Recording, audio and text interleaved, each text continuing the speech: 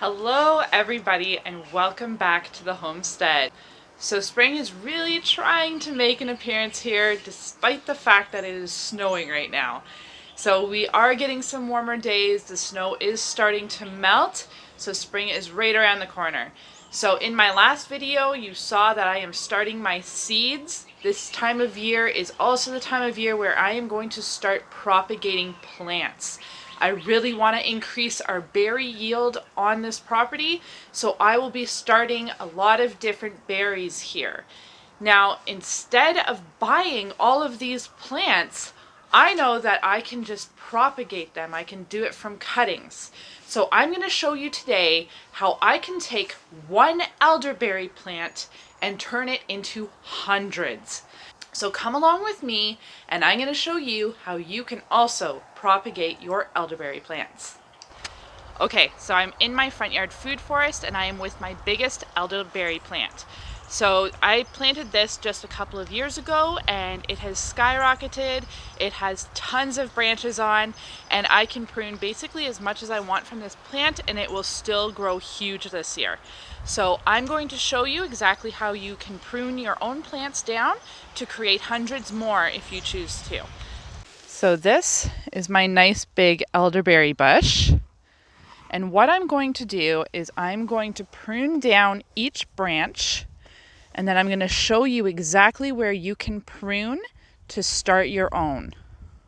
Okay, so you're basically just going to clip off right at the base. Okay, and you can do this for a bunch of them. So you can see on this branch that there's a lot of different bumps and nodules here. So anywhere there's a nice raised bump is pretty much where it's going to root. But what I want to do, you can see this kind of, it's just going to start budding here. I'm going to cut under there. So I'm going to do an angular cut.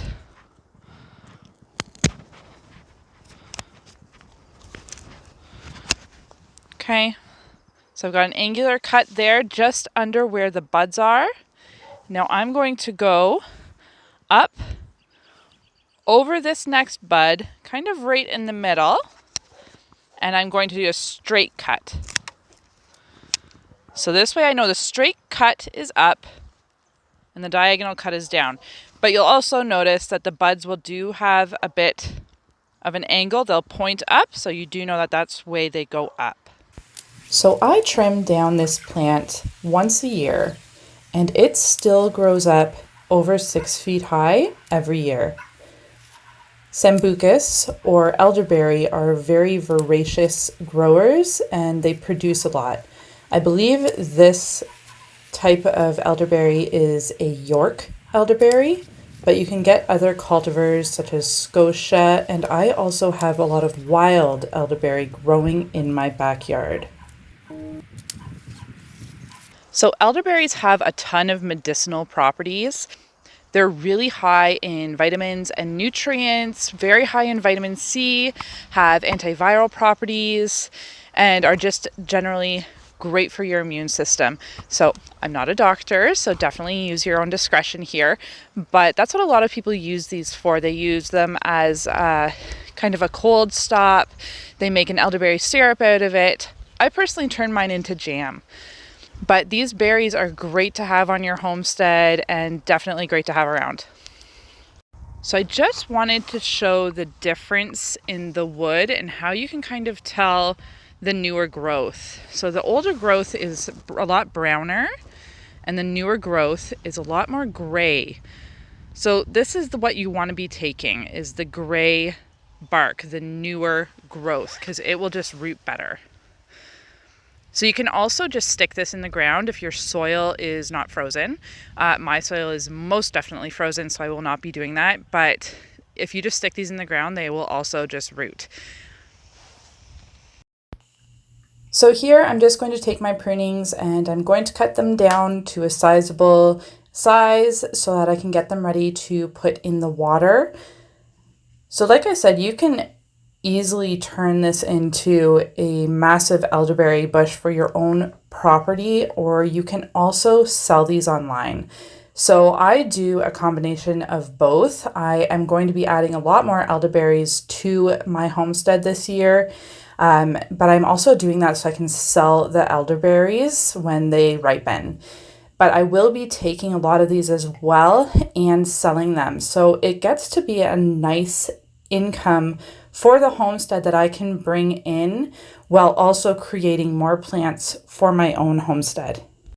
All right, so once you've got all of your trimmings done, you're going to want to get a mason jar, about a quarter of the way filled with water. I use filtered water because it's much better quality. And then you're going to take your elderberry pruning, and at those first buds, you're going to want those under the water because those are what are going to sprout roots. So you just stick them in your water, and there you go. Now you've got your own elderberry plants started for free just from the trimmings from your plant. Okay, so here is the start of all of the elderberry prunings that I am doing. So these guys will grow roots in a couple of weeks, and soon they'll have really established roots and I can pot them up. So you can either sell these and get some income on your homestead, or you can just grow your elderberry patch. For us, I am going to sell some, and then some I am keeping for the backyard because I'd like to get a lot more elderberry plants back there. And I'm also going to bring a few of these up to our off-grid property up north. Well, I hope that helped you guys learn how to propagate your own elderberries. If you stick with me, I am going to be doing grapes here soon, so I'll be making a video of that. And I will also show you guys how to propagate your own currants.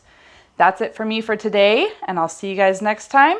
Make sure you hit that subscribe button so you can stay tuned for more homesteading videos.